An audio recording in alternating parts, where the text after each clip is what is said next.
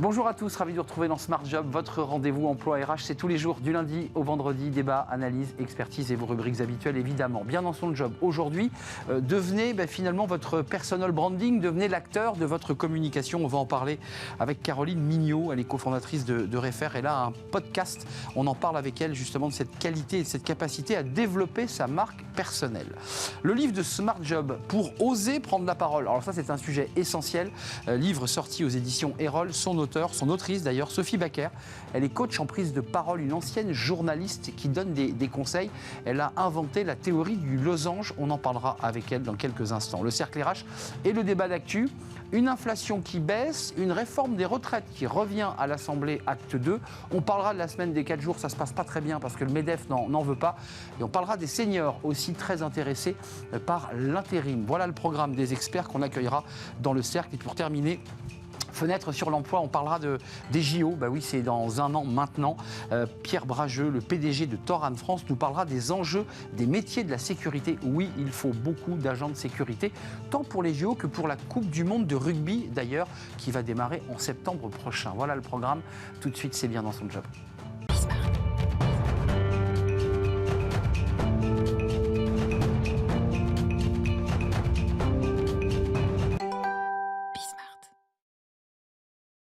Bien dans son job, comment développer sa marque personnelle?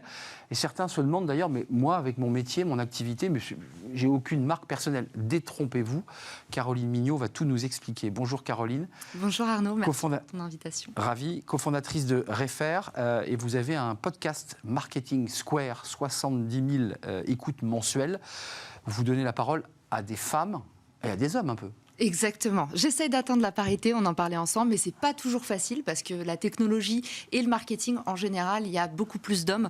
Discrimination positive, on le fait tant qu'on le peut. Écoutez le podcast de Caroline, c'est passionnant.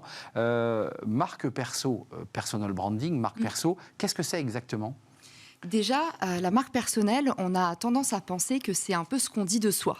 Alors qu'en fait, la marque personnelle, Arnaud, c'est plutôt ce que les autres vont dire de vous. Donc travailler sa marque personnelle, tout simplement, si on veut vulgariser, c'est travailler sa réputation et faire en sorte que notre réputation nous précède et que notre réseau travaille pour nous. Quand vous dites réputation, ça veut dire qu'on implique déjà les réseaux sociaux. Enfin, on ne le dit pas comme ça en allant chez le boulanger en disant « je suis formidable ». Alors, ce que j'aime bien dire, c'est que la marque personnelle, ça commence à se travailler dans la queue de la boulangerie le matin, dans le sens où on s'attend à beaucoup de congruence entre ce que vous montrez sur les réseaux sociaux et qui vous êtes quand la porte est fermée. Et ça, c'est hyper important d'avoir cette intégrité-là dans une marque personnelle. C'est pour ça qu'il faut la travailler en fonction de soi et pas en fonction des autres. C'est quoi la clé du développement de la marque perso? Parce qu'il y a quelques tips, quelques outils, j'imagine. Qu'est-ce qu'on doit faire? Effectivement, déjà, on est en train de faire un pivot dans la création de contenu. Avant, le contenu généraliste captait énormément d'audience. Aujourd'hui, le contenu généraliste est en train de décroître et tous les algorithmes des réseaux sociaux se resserrent autour du contenu spécialiste. Donc, nichez-vous. Il faut se spécialiser. Et ça, c'est intéressant parce qu'avant, on ne savait pas trop quoi poster, on ne savait pas trop quoi dire de soi. Et aujourd'hui, il y a des petits outils comme le Monopole personnel de David Perel ou même le Ikigai, si ça vous intéresse, qui vous permettent d'analyser un petit peu, comment est-ce que moi je me situe vis-à-vis de mes compétences, vis-à-vis de mes passions, mes centres d'intérêt et vis-à-vis de ma personnalité. Et ça, c'est très important aussi. Et qu'est-ce que du coup je peux raconter sur les réseaux sociaux ou dans la queue de la boulangerie? Mais finalement, comment est-ce que moi je me mets en représentation devant les autres? Donc ça veut dire qu'il faut une narration, il y a du narratif, il y a un storytelling, il y a quelque chose qui se construit en amont avant de se jeter dans les réseaux, on est d'accord. Il faut bien examiner son parcours, poser les éléments clés et puis raconter une histoire en fait. Alors, là, oui ou non? Ça va vous étonner Arnaud, non. Mais pour moi, ça ne se prépare pas trop, la marque personnelle. Okay. Ça se défriche sur le terrain et c'est comme ça en fait que c'est spontané, c'est comme ça qu'on apprend, c'est comme ça qu'on comprend. Donc moi, mon vrai conseil, c'est lancez-vous et faites-vous un challenge. Tous les jours, vous postez quelque chose et vous allez voir à quel point vous allez très rapidement faire émerger une stratégie. Un court extrait de votre podcast, ça va vous permettre de réagir justement. C'est pas un extrait. On regarde cet extrait que je ne vois pas et que je ne peux pas lire. Voilà, ce post, si on peut me le mettre sur le barco afin que je puisse le lire dans les meilleures conditions, ça m'arrangerait. Je l'ai. Juillet 2019, après 8 ans à New York, mon rêve s'arrête lundi midi, alors que je m'apprête à commencer le job de mes rêves. Mon employeur change brutalement d'avis. Un lundi à 11h du matin, le téléphone sonne, le CEO m'annonce qu'on arrête tout. rentrer en France, le temps d'obtenir mon visa, je tombe des nues. Ça, c'est un outil. Un des éléments de votre marque personnelle, c'est de quoi? C'est de raconter des moments de vie? Oui, ce qu'on appelle dans le personal branding la backstory, c'est-à-dire mon histoire, qu'est-ce qui a créé mes déclics, qu'est-ce qui fait que vous vous êtes reconverti à 50 ans, qu'est-ce qui fait qu'aujourd'hui vous cherchez un nouveau boulot. En fait, on a tous une histoire et on a tous aussi l'impression que ça intéresse personne. Pourtant, aujourd'hui, quand on ouvre les médias traditionnels, qu'est-ce qu'on voit? Des réussites. On voit toujours un peu la face émergée de l'iceberg. Et derrière, on ne voit pas les grosses galères. Donc heureusement qu'il y a les réseaux sociaux et qu'il y a des gens qui disent vous voyez, là, aujourd'hui, c'est super, vous me voyez sur le plateau de Smart Job. Et figurez-vous qu'il y a 3 ans, ma vie s'est arrêtée du jour au lendemain et je me suis retrouvée à 28 balais chez mes parents avec juste mes yeux pour pleurer. Oui, donc on voit sur LinkedIn en particulier, qui est un réseau quand même tourné et sur lequel ceux qui nous regardent racontent aussi leurs galères, leurs échecs. Je trouve qu'il y a quand même une histoire qui se raconte aussi autour des galères et des échecs. Ce qu'avant, on n'osait pas raconter. C'est vrai, on n'osait pas le raconter et maintenant il y a limite la tendance inverse. Ça énerve beaucoup de gens aussi parce que parfois c'est trop larmoyant, c'est trop pathos. Il y a beaucoup de mèmes qui sont nés justement de ceux qui racontent voilà comment je suis devenu de sans-abri à millionnaire en seulement 3 jours, acheter ma méthode ici. Le rêve américain, donc, quoi. Voilà, le self-made man. Donc ça, effectivement, ces postes-là, c'est à juste mesure. Ça fait partie de la marque personnelle de raconter d'où vous venez, mais pourquoi est-ce qu'on est sur LinkedIn? Pour apprendre. Donc quand vous écrivez un post, c'est que vous avez quelque chose à partager aux autres. Il faut qu'il y ait une morale, un peu comme le schéma actentiel quand on est enfant, on raconte un mini-conte sur LinkedIn. Oui, d'ailleurs, sur LinkedIn, il y a parfois des réactions très violentes de gens qui disent « Arrêtez d'écrire n'importe quoi, ça n'intéresse personne ». Les réactions par rapport à cela, puisque vous aussi, vous cultivez cette marque personnelle et vous nous en parlez, ça a donné quoi à l'issue de ce post? Qu'est-ce que les gens ont dit? Alors sur ce post-là, 0 haters. Honnêtement, il y a des haters sur LinkedIn, il y a des gens qui se plaignent, il y a des gens qui en ont marre. Sur ce post-là, j'ai pas eu de mauvaise réaction. Maintenant, ça arrive tous les jours et il faut le dire à ceux qui nous écoutent aussi, c'est le jeu. C'est le jeu de l'exposition. Vous voulez les opportunités, il va falloir mesurer les risques. Et dès que vous atteignez les 100 000 vues, c'est sûr qu'il y a des gens qui vont commencer à vous démolir. Moi, j'ai fait plusieurs vidéos récemment sur Instagram et TikTok. Et là, par contre, je peux te dire, Arnaud, que là, il y a du haters. Et là, j'ai lu des choses un peu cruelles et un peu méchantes. Ça fait partie du job. Il faut l'accepter. Avant de nous quitter, il y a beaucoup de sujets en ce moment sur du harcèlement, sur les réseaux sociaux, des messages absolument abominables sur les élus politiques. Vous dites, il faut quand même y rester dans les réseaux sociaux? Alors, tout dépend. Malgré tout? Alors, tout dépend de, encore une fois, un poids de mesure. Moi, j'ai été victime de harcèlement il y a 1 an. Donc, c'est quelqu'un qui m'a harcelé pendant 1 an sur tous mes réseaux sociaux. Dans ces cas-là, non, si ça ne vous fait pas du bien de rester sur les réseaux sociaux, si c'est trop difficile, moi, j'ai fait un break pendant 4 mois. J'ai délégué cette partie-là parce que peut-être qu'on y reviendra un jour. On peut aussi déléguer sa marque personnelle et on peut faire en sorte de se respecter, s'écouter soi. C'est ça qui va faire qu'on va durer sur le long terme. Et on dit souvent, LinkedIn, c'est pas un sprint, c'est un marathon. C'est vrai, donc savoir se protéger aussi des réseaux sociaux, c'est important et c'est important que vous nous le racontiez à travers votre propre histoire, Caroline. Merci Caroline Mignot, cofondatrice de Refaire Marketing Square. C'est votre podcast, 70 000 écoutes. C'est quoi le prochain podcast? Là, vous l'avez en tête? J'ai un autre podcast qui s'appelle Performer sur LinkedIn, mais sinon Marketing Square est en train de fêter son 300e épisode. 300e épisode, ouais, quel boulot. À très bientôt, Caroline. Merci, le livre de Smart Job, tiens, c'est un sujet qui évidemment nous concerne, vous et moi. Prendre la parole, comment faire, les tips, les conseils. Un livre sort et on accueille son autrice dans le livre de Smart Job. Et le livre de Smart Job, comme chaque semaine, pour oser prendre la parole, la méthode simple et efficace pour faire passer des messages impactants. Édition Erol et Sophie Baker est notre invitée. Bonjour Sophie. Bonjour Arnaud. Ravi de vous accueillir. J'ai envie de vous dire, on se parle entre confrères parce que vous avez été rédactrice en chef à RFI pendant un peu plus de 20 ans. Et puis aujourd'hui, vous sortez ce livre qui est, je dirais, le fruit d'un travail approfondi sur la prise de parole et l'accompagnement de vos clients. Comment on passe de journaliste à j'allais dire coach et accompagnateur? Comment on fait? Alors en fait, quand je faisais toutes ces interviews, puisque je faisais le même métier que vous à cette époque-là, et je m'étais rendu compte que mes interlocuteurs, ils avaient plusieurs difficultés. Il y avait une première difficulté qui était qu'ils voulaient tout raconter, au lieu de savoir focaliser.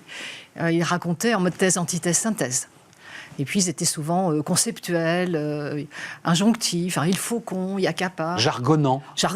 Voilà. Pas mal. Et moi, en tant que journaliste, ça ne me convenait pas. Et donc, j'ai observé ces phénomènes. Et à un moment, j'ai eu une opportunité de faire autre chose dans ma vie. Et je me suis dit, mais il y a quelque chose à inventer pour faire en sorte que la parole publique, au sens large du terme, soit plus efficace, plus impactante, plus intéressante. Ce que je trouve intéressant dans votre livre, Sophie Bakker, qui est agréable à lire et extrêmement documenté, on va parler de votre théorie du losange, parce que c'est vous qui l'avez conceptualisée, c'est votre marque déposée. On ne parle pas de média training. Il y a une différence. Est-ce que vous la distinguez? Parce que là, vous vous tournez vers l'entreprise, vers ceux qui sont des managers, vers ceux qui sont même des collaborateurs. Ce n'est pas le média training pour le décideur.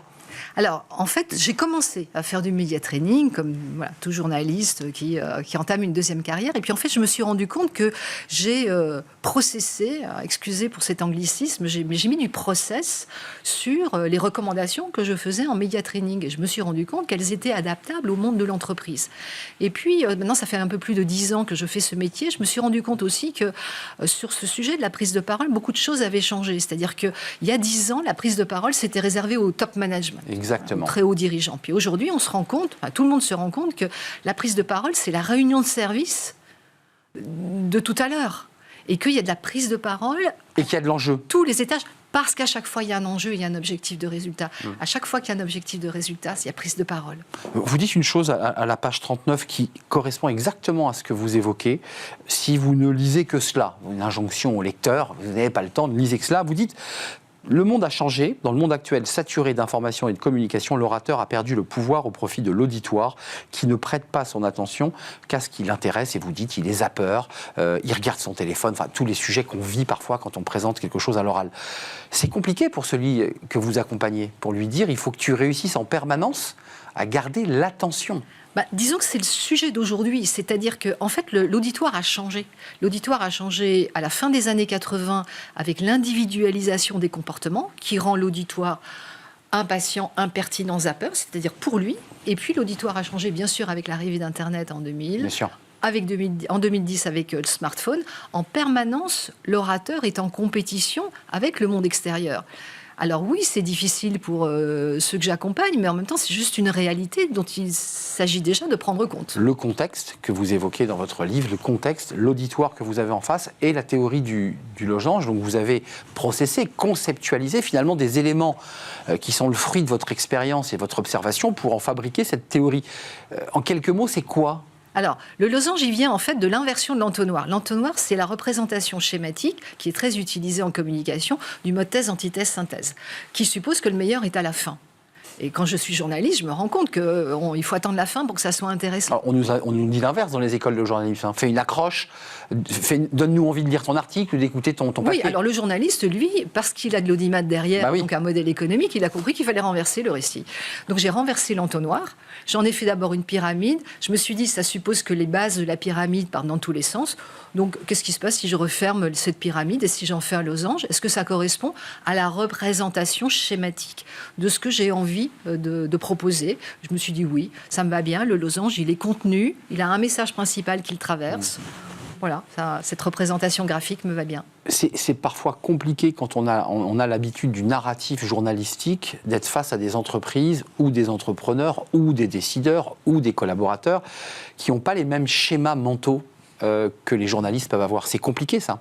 Alors en fait, c'est pour ça que j'ai éprouvé le besoin de, comme vous dites, de le conceptualiser. C'est-à-dire de dire, OK, finalement, moi, l'ancienne journaliste, elle garde quoi de cette expérience? Ah oui. Et pour donner un autre exemple qui est vraiment important dans la méthode du losange, c'est la dimension pragmatique du langage. Alors ça, c'est la version intellectuelle. Concrètement, ça veut dire que le journaliste, il attend du concret, du factuel, de l'explicite. Donc allez-y, messieurs, mesdames, managers, dirigeants, construisez en mode factuel, concret, explicite. Et rendez-nous les choses simples, même, reconnaissons-le, même lorsque parfois les sujets sont éminemment techniques, on est confronté parfois à des sujets très complexes. C'est vrai que le journaliste qui le réduit en 1 minute 30, certains disent c'est pas possible. Comment on joue cette espèce de difficulté? Parce que parfois, votre client vous dit mais c'est trop compliqué, je peux pas l'expliquer. Alors il me le dit à chaque fois. C'est classique. Voilà. Et de facto, le monde devient de plus en plus complexe parce qu'il est de plus en plus interconnecté. Et donc, moi je pose je pose la base qui est que nous avons tous une obligation de parvenir à nous faire comprendre. C'est une obligation. Et donc, comment parvenir à se faire comprendre ? En renversant le récit, donc en commençant par le plus intéressant, en posant le sens et en utilisant cette dimension très explicite du langage pour se faire comprendre. C'est une anecdote, mais il y a un personnage qui circule, qui est le fil rouge de votre livre. Il s'appelle Michel. Ah oui. Pourquoi ? Parce qu'il a 50 ans. Donc on s'appelle encore Michel à 50 ans. En fait, c'est ça. C'est un peu un archétype. J'ai voulu quelqu'un qui soit à la fois archétypal et effectivement et en même temps assez banal. Et il est un peu le concentré de tous les champions que j'accompagne, avec une problématique de manager qui a bien réussi, qui a 50 ans, qui a des équipes qui fonctionnent. Et puis un jour, il plante sa prise de parole. Et là, il vient me voir. Et ça lui fait mal. Non seulement ça lui fait mal, mais en plus, ses équipes n'adhèrent plus. Il travaille plus comme avant, il n'a plus les mêmes résultats avec son équipe parce que sa prise de parole, elle est challengée. On n'a pas le temps de l'évoquer, mais il y a aussi toute la dimension du stress et de l'émotion qu'il faut gérer. Alors, le stress, il vient de ce qu'on ne sait pas. Le stress, il vient de l'incertitude qu'on a de la qualité de sa prise de parole. Donc là, la méthode, c'est pour ça aussi que j'ai voulu écrire ce livre, c'est pour donner des clés pour pouvoir installer sa prise de parole sur un socle et de ce fait, faire diminuer le stress. Merci Sophie Baker. Lisez ce livre et puis évidemment faites-vous prolonger par un accompagnement, mais ce livre vous dit déjà beaucoup des outils pratiques conceptualisés par Sophie Baker pour oser prendre la parole, la méthode simple et efficace pour faire passer des messages impactants. Édition Erol. Erol Pratique, pour être concret, c'est la collection Erol Pratique. Voilà, on a été complet, on fait une courte pause et on va se tourner évidemment vers le cercle RH et j'accueille mes invités juste après la pause.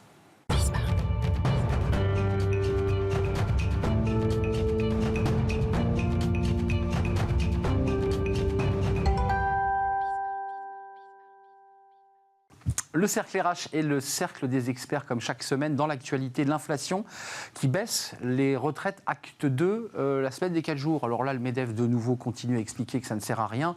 Et on parlera des seniors, si nous avons le temps, qui s'intéressent de plus en plus aux contrats en intérim. Commençons par mes invités. Marine Balançard, j'hésitais. Ravie de vous accueillir, directrice générale du cabinet Ariséal. Décidez votre livre aux éditions Erol, parce que vous le publiez beaucoup là, en ce moment sur les réseaux. Ça se travaille, oui. Avec un podcast. Avec un podcast qui est réalisé avec mon associé et beaucoup de bonus des auteurs, de tout ce qu'on voit dans les entreprises. C'est bien ce que je voulais... Beaucoup d'outils et de solutions. Le podcast. Les podcasts, on le vend en poupe en ce moment. Écoutez le podcast de Marine Balançard. Jean-Claude Beaujour est avec nous. Bonjour Jean-Claude. Bonjour. Avocat international en droit des affaires, spécialiste des relations franco-américaines. Et Sylvain Bersinger, économiste chez Asterès. Alors vous avez sous le bras, évidemment, Sylvain, ces études que vous publiez chaque semaine. Et là, ça tombe bien parce que l'inflation baisse et vous l'avez dévoilé ce matin. C'est l'INSEE qui a dévoilé. C'est l'INSEE, mais vous lui donnez et vous l'amplifiez avec des analyses. On passe de 5,9 à 5,1. Qu'est-ce que ça dit ? Où est-ce que ça a baissé ? Où est-ce que ça reste encore assez haut en termes de prix ? Alors, l'inflation a baissé à peu près sur toutes les composants, surtout sur l'énergie, qui avait beaucoup flambé en 2022. Donc, ce que je trouve surtout intéressant, on commande beaucoup l'inflation. Il y a aussi un chiffre qui est sorti sur les prix de production, c'est-à-dire les prix sortis d'usine, sur lesquels l'inflation a aussi énormément baissé par rapport au pic de 2022. Donc, en fait, ce que je trouve intéressant sur le chiffre de ce matin, c'est... Alors, l'inflation baisse un peu, mais reste élevée. Mais je trouve qu'on a une vague de fonds déflationniste qui ne s'est pas encore matérialisée, qui va mettre encore plusieurs mois, mais qui est très importante. Le gaz est pratiquement, on peut dire, qu'il est revenu à ses niveaux d'avant-crise. Le pétrole, qui est le baril $75, c'est raisonnable. Il était à plus de $100. Oui, il était à 120 même 120. Il y a un an. Les prix alimentaires qui ont quand même beaucoup baissé aussi. Le prix du fret, etc. Donc, je pense que les chiffres d'inflation vont être nettement meilleurs dans l'été et dans l'automne. Donc, c'est plus la tendance que je trouve intéressante que le chiffre du mois de mai en tant que tel. Juste un mot, parce que l'alimentaire, d'un mot, c'est parce que les Français ont eu des augmentations de salaire négociées dans les NAO, on en a beaucoup parlé, 3,5 en moyenne, on est à 5,1. Est-ce que quand on pousse le caddie, les gens vont voir la différence ? Alors sur l'alimentaire, ça reste élevé. On est à 14 et des poussières. J'ai plus le chiffre exact en tête de ce matin. Non, mais on baisse un tout petit peu, mais ça reste très. J'avais envie de l'entendre. Voilà, ça reste très élevé sur l'alimentaire. Voilà. Après, je pense que la tendance sera aussi baissière sur l'alimentaire parce que sur les prix sortis de ferme et sortis d'usines agroalimentaires, on a vraiment un retournement qui est net. Et donc, vous voulez intervenir, Jean-Claude Beaujour ? Oui, moi je pense qu'on ne peut que se féliciter de ce chiffre qui est encore modeste, mais malgré tout, 0,8%, c'est déjà bon à prendre. Le plus important, c'est qu'assez rapidement, ça se traduise, j'ai envie de dire, pour nos petites entreprises qui payent le gros prix. Moi, je pense aux boulangers, je pense aux gens qui véritablement travaillent avec l'énergie et pour lesquels les coûts de production ont explosé. Et puis, pour nos concitoyens, parce que c'est cela aussi qui est important. C'est très bien que dans le microcosme et entre nous, entre experts, on se satisfasse de cela. Et c'est la bonne tendance. Mais encore faut-il qu'assez rapidement, c'est-à-dire dès la rentrée scolaire, ça veut dire que les parents font des affaires. L'inflation, c'est le quotidien. Hein. C'est le quotidien et que ça se retrouve dans les ménages parce que nous en avons besoin. Nous en avons besoin à la fois sur le plan mental, sur le plan social. Et puis, on ne peut que souhaiter, si on veut que notre pays aille mieux, on parle beaucoup de la déprime des Français. Si on veut que notre pays aille mieux, il faut aussi que tout ça se traduise très rapidement en septembre. Un petit mot, Marine Balançard, sur cette question de l'inflation, pour basculer sur le débat des retraites, puisque l'économie, c'est de la psychologie, mais on va parler des retraites, et là, de nouveau, on nous fait l'acte 2 et on repart dans un nouveau round. Donc ça disrupte l'esprit des Français, ça. Oui, mais l'économie, c'est surtout de la confiance. Donc, il faut que les Français retrouvent confiance dans leur économie. Et effectivement, vous avez raison de le souligner, les Français vont très mal. Ce sont toujours les premiers consommateurs d'antidépresseurs dans le monde. Ça a baissé, hein, ils ont baissé. J'ai vu ça dernièrement. Mais ça reste quand même très haut. On est consommateurs, mais je crois qu'on a décroché. Basculons sur les retraites, pas uniquement pour faire un débat politique tel à l'Assemblée nationale, mais quand même le contexte. L'Eliott, qui est un groupe parlementaire, porte un texte. On l'attend pour le 8 juin, sauf que ça bug. D'un côté, le président de la commission des finances dit pas de souci, ce texte est recevable. Et puis de l'autre côté, la majorité dit non, il n'est pas recevable parce que ça va être un surcoût pour l'économie. Et une loi avait été votée, article 40, toute loi qui crée un surcoût. C'est pas la loi, c'est la Constitution, c'est l'article 40. Non, mais j'entends, mais... Non, mais volontairement, j'insiste parce que c'est vraiment un fondement constitutionnel qui est vieux. Alors, j'étais sûr que vous alliez me reprendre. C'est un peu à géométrie variable parce que tout texte de loi, en général, crée des surcoûts, ou alors je me trompe. Écoutez, il y a plus ou moins une grille qu'organise le gouvernement. Ouais. C'est vrai que nous sommes d'accord. C'est vrai que ça permet toujours un petit peu de jouer, mais c'est pas nouveau. C'est très ancien. L'article 40 de la Constitution que j'ai sous les yeux, c'est l'un des articles qui n'a jamais été modifié depuis la Constitution. Avec une loi de l'Assemblée nationale qui est venue la prolonger, l'article 40, expliquant que chaque loi votée devait en supprimer une autre. Vous vous souvenez de cette idée qu'il a prolongé l'article 40. Vous en pensez quoi de ce débat? Parce que les Français se disent l'été arrive, mouvement social, et on va y revenir, qui prévoit une manifestation le 6 juin, et dans lequel il met des revendications beaucoup plus larges que les retraites. Alors, d'une part, on comprend que l'IOT ait envie d'exister. Donc, c'est parfait pour eux, c'est l'occasion de porter la voix de la majorité des Français, puisqu'il semble que encore la majorité des Français, entre 50 et 60%, soit défavorable à cette loi qui est passée. Et en même temps, ça prend de la borne passante mentale de parler encore de la réforme des retraites, des 64 ans. Et ça empêche de penser à autre chose, ça empêche de se projeter dans le futur. Et j'ai l'impression qu'on fait croire aux Français qu'on va pouvoir revenir en arrière et qu'on les maintient dans une espèce d'indécision. Vous dites, on tourne la page, ça y est, la page est tournée pour vous. À mon avis, il faut tourner la page, il faut arrêter de capturer le mental des Français avec cette histoire de 64 ans. Je pense qu'on y est et il vaut mieux parler éventuellement de la semaine des 4 jours, d'une façon d'être mieux au travail, plutôt que de se focaliser sur les 64 ans. Jean-Claude Beaujour, je voulais parler des syndicats parce qu'ils élargissent leurs revendications le 6. Ils ne traiteront pas que des retraites. Il y aura l'égalité homme-femme, il y aura la réforme de l'assurance chômage, la réforme du RSA qui est sur la table avec France Travail.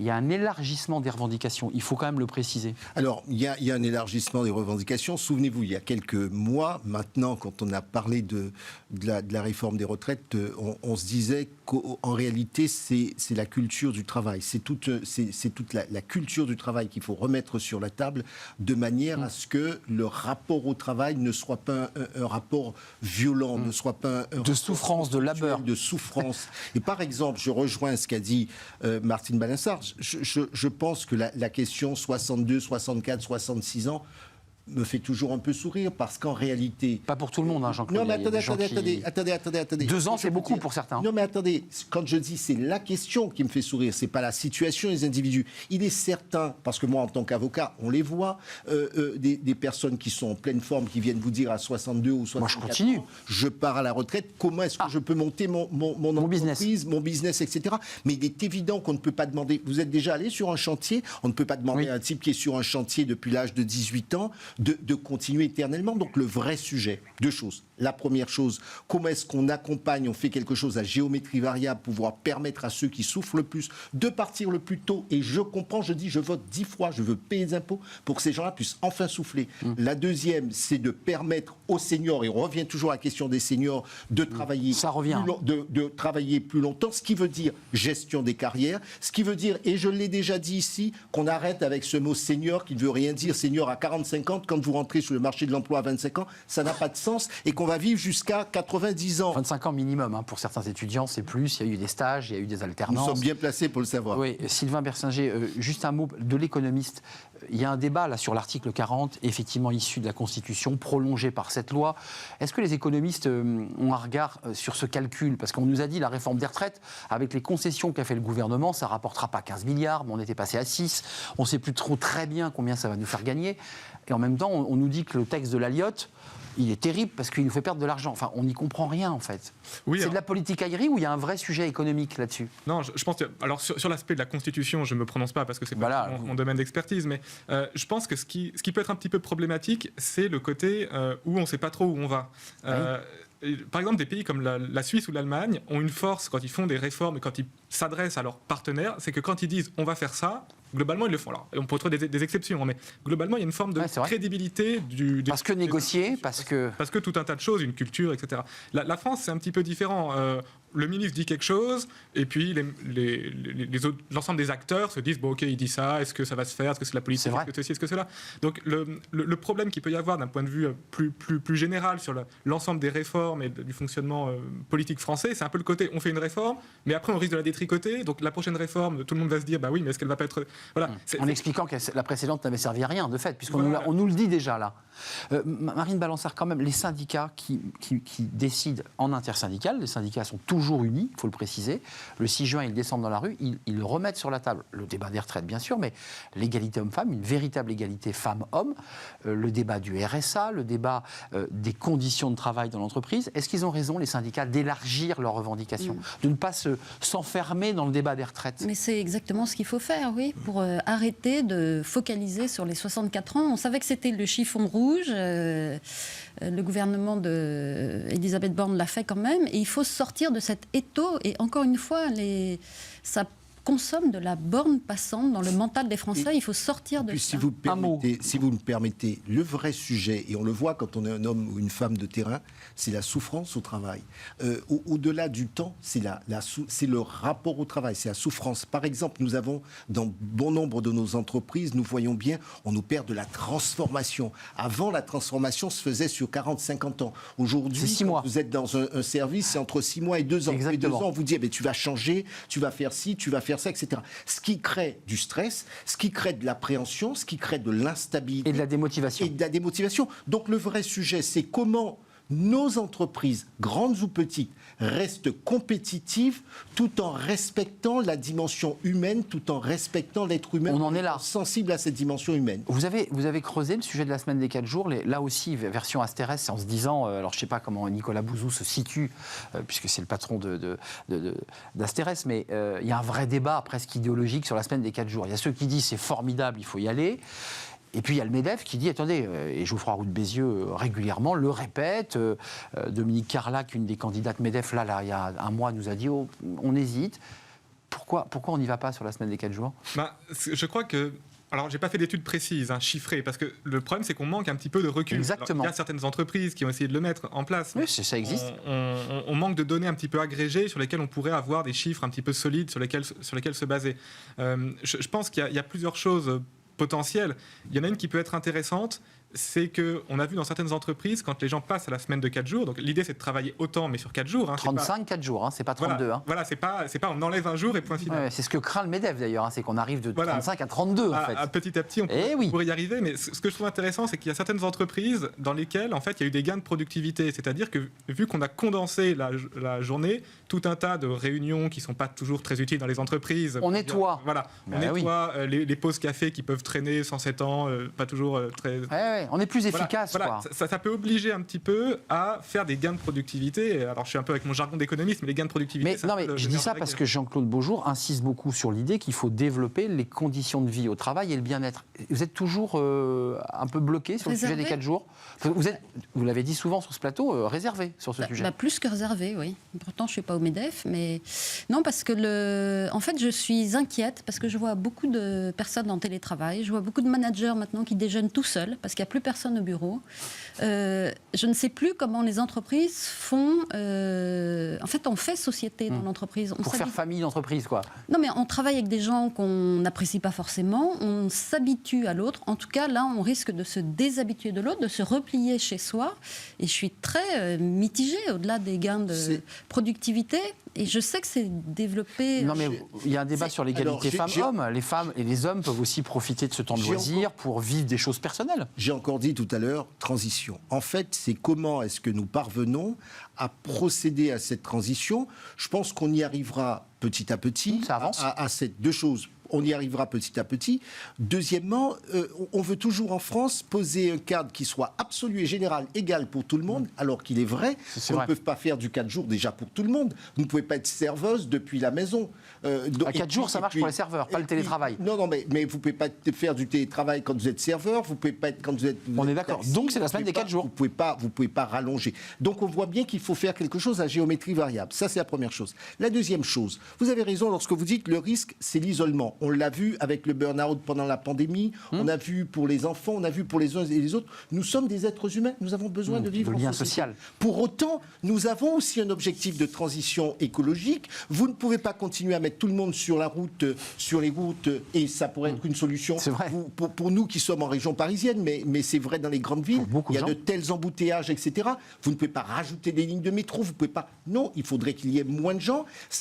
Donc tout contribue à aller vers la semaine des 4 jours. Absolument. La question, c'est comment on va marier, et moi je ne suis pas opposé, comment va-t-on marier l'objectif de soulagement en faisant la semaine des 4 jours et dans le même temps conserver l'idée qu'il faut faire société. Nous avons tous des entreprises. On est d'accord. Donc il faut trouver le juste équilibre. Il faut trouver le juste équilibre. Et ça se travaille, c'est transition. Vous n'êtes pas d'accord, Marine, parce que je vous ai vu réagir, mais l'argument écologique, il tient la route. Mais non, il n'est pas prouvé. Mais ça, c'est vous qui le dites. Mais prenez le métro. Prenez le métro le matin. Vous allez rajouter quoi? Moi, j'ai travaillé à l'époque avec Françoise de Panafieux. Oui. Nous avons réfléchi à la façon dont on pouvait améliorer les transports parisiens. Candidate à la mairie de Paris. À la mairie de Paris en 2008. Mais c'est un casse-tête. Vous avez déjà imaginé, vous voyez comment le système est saturé, le trafic est saturé. Il faudrait simplement, on ne peut pas rajouter des lignes de métro. Il faudrait qu'il y ait moins de gens. Et puis, ces parents, de temps en temps, on a envie de rester chez soi parce qu'il y a un enfant dont on doit s'occuper, parce qu'on peut être soulagé. Vous savez quelque chose? Lorsque vous travaillez, par exemple, à Roissy, c'est 300 000 personnes. Lorsque vous travaillez à Roissy et que vous habitez à certaines portes de Paris, c'est 1h30 de trajet. Évidemment. 1h30 de trajet. C'est 3 heures par jour bouffées par le transport. 3 heures par jour de trajet. Mais moi, je dis qu'on peut sauver une journée. Vous en pensez quoi? Parce qu'il y a aussi un enjeu pour les économistes qui est de faire ce calcul. Il n'est pas fait, mais des gains. Parce que Marine Balançard dit c'est pas prouvé, ce qui est vrai que j'ai lu quelques articles où on nous dit on continue même lorsqu'on est en jour repos à prendre sa voiture, à déplacer et donc à consommer de l'énergie. Ou à partir en week-end. Sur le côté écologique, c'est toujours un petit peu le débat, c'est-à-dire si on a un week-end de 3 jours, du coup on va peut-être aller un peu plus loin parce qu'on se dit ça vaut le coup. Bon, il y a toujours ces effets rebonds qui sont difficiles à prendre en compte, mais je crois qu'en fait ce serait absurde de dire 4 jours pour tout le monde aujourd'hui. Mais oui, on est d'accord. Donc je pense que c'est un peu à chaque entreprise, à chaque secteur bien sûr. Aussi aux personnes, ça peut être même au sein de certaines équipes. Je pense que c'est aussi des questions de personnalité, de tâches qu'on effectue. Donc là, je pense qu'il faut être assez flexible. C'est pour ça que j'ai dit qu'il faut éviter le cadre général dans lequel on veut absolument... On ne mettra pas tous les Français aux 4 jours, mais imaginez... Et je pense que c'est cela qui manque à notre société. C'est un peu de souplesse dans notre organisation. Un mot, il nous reste 1 minute, juste l'économiste Sylvain Bersinger, les seniors et l'intérim, est-ce que ça renvoie à l'idée que les seniors ont bien envie de continuer à travailler, mais dans une sorte de flexibilité et de souplesse de leur temps de travail? Parce que c'est ça que ça raconte. Oui, alors ça peut être un désir, mais ça peut être aussi subi. C'est-à-dire que l'intérim peut être, voilà, j'ai envie de plus de flexibilité, mais je trouve pas autre chose. Donc je vais à l'intérim. Voilà, donc je vais à l'intérim. C'est vrai. Verre à moitié vide, verre à moitié plein. Il faut voir. Intérim, senior, parce qu'on parle beaucoup des seniors. Les seniors vont revenir dans le texte de loi sur le travail. Visiblement, on va en parler. Oui, c'est vrai. Pour les seniors, c'est souvent quand ils sont au chômage que l'intérim leur permet de retourner travailler. Mais l'intérim, c'est sur des missions. C'est quand même des missions très limitées dans le temps. Ça ne peut pas être un vrai boulot de remplacement. Donc Jean-Claude Beaujour, vous les seniors, c'est un sujet que vous portez. Mais vous savez très bien que ma réponse sera toujours la même. Il faut accompagner les carrières, accompagner la formation professionnelle de manière à ce qu'en permanence, on travaille sur l'employabilité. Et ce sont des gens, les seniors ont de l'expérience plutôt que de parler de seniors. Et la prochaine fois, je viendrai avec la définition du mot senior issu du dictionnaire pour vous dire à quel point je suis vent debout contre cette expression. Ce sont des hommes et des femmes qui sont expérimentés sur le plan professionnel. Et vous en avez marre de ce mot. De ce il y a de mot la colère. Il bosse, Jean-Claude Beaujour. Il bosse quand il vient sur le plateau. Et vous aussi, d'ailleurs, je le sais. Sylvain Bersinger, je ne sais pas quand vous dormez, mais en tout cas, vous êtes économiste chez Asterès avec ces études de conjoncture que vous publiez chaque semaine. Et ce livre, je voulais quand même le présenter, La monnaie magique, l'histoire du système de l'eau, qui est un roman historique. Vous dormez quand même ? Parfois, c'est ça. Merci à vous trois. Merci Marine Balançard. Le podcast à découvrir sur le prolongement de votre livre, Décider, ça se travaille. Et Jean-Claude Beaujour, pas de livre. Merci, ça sera pour cet été. Donc c'est l'une de mes dernières apparitions avant. C'est une dernière apparition avant un livre de Jean-Claude Beaujour qu'on, évidemment, on sera un plaisir de présenter dans notre émission. Merci à vous trois d'être venus me rendre visite. On termine avec Fenêtre sur l'emploi, Coupe du monde de rugby, JO 2024. Il y a des enjeux autour des métiers de la sécurité et on en parle juste après la pause, juste après le jingle.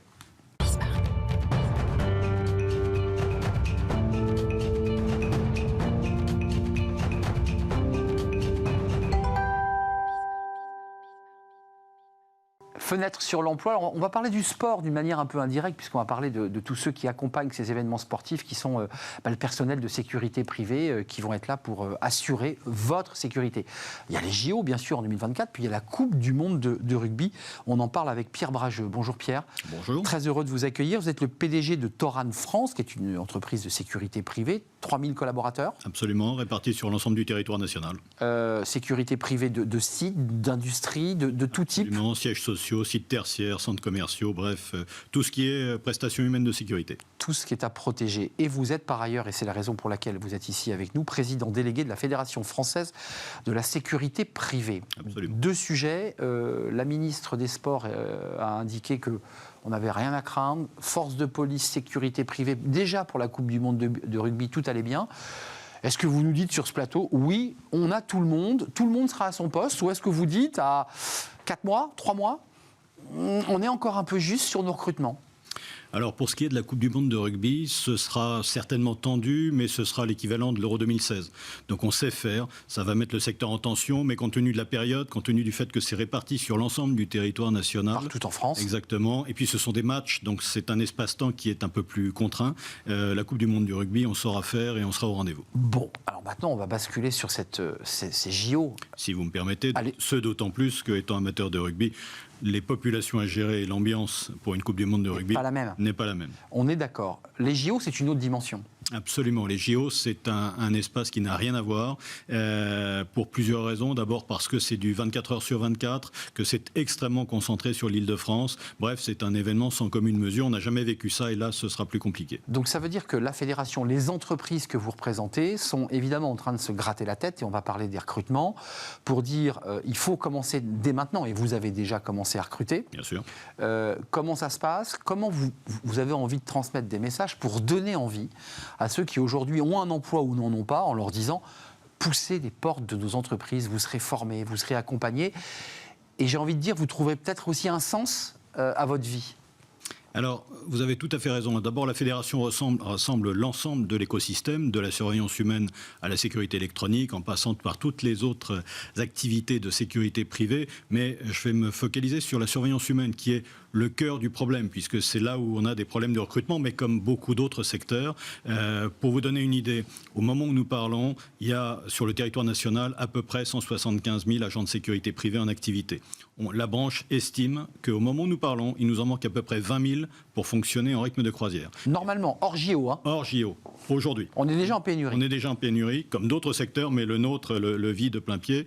Et on nous annonce qu'il nous faudra entre 25 et 30 000 agents de sécurité privés pendant la période des Jeux Olympiques. Donc c'est 200 000 personnes, un peu plus de 200 000 personnes pour les JO. Ça veut dire qu'on est à moins 20 000 et qu'il faudra placer à plus 25 ou 30 000. Donc ça fait 45 à 50 000 recrutements à effectuer en une année. On est à pleine cadence, mais il y a plusieurs contraintes sur la sécurité des Jeux Olympiques. C'est très concentré sur l'Île-de-France, donc ça veut dire que ça n'est pas l'ensemble des agents de sécurité en France et en Navarre qui sont concernés, mais simplement un gros tiers de l'effectif. Et ensuite, ça arrive à une période où un bon nombre de nos collaborateurs seront eux aussi en congé. Deux sujets sur le recrutement. Le sourcing, aller chercher ceux qui vont vous accompagner et accompagner les Français et le monde entier d'ailleurs. Pôle emploi, formation gratuite. Qu'est-ce que vous mettez en place pour leur donner envie de rejoindre ce secteur ?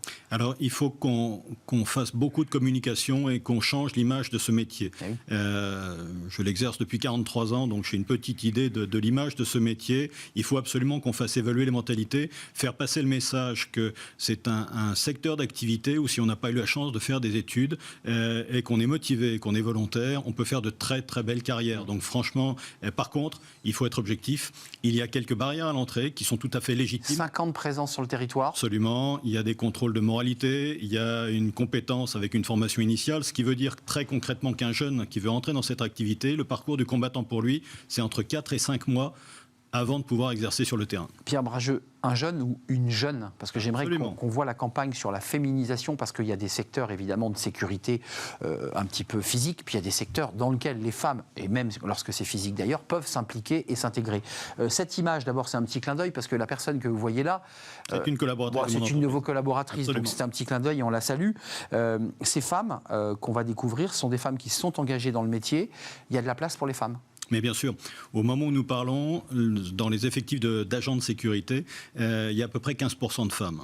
Et il n'y a que la sécurité aéroportuaire, la sûreté aéroportuaire, qui est avec des effectifs féminins plus importants. Il est extrêmement important, je parlais d'image et de modification de l'image, de faire passer le message que c'est un métier qui est aussi totalement ouvert aux femmes. Et ce serait absolument inconscient de se priver de 50% de la population, sachant que effectivement l'image qu'en a le grand public, c'est plutôt un agent de sécurité un peu musclé. Ça n'est pas que ça. C'est pas que ça.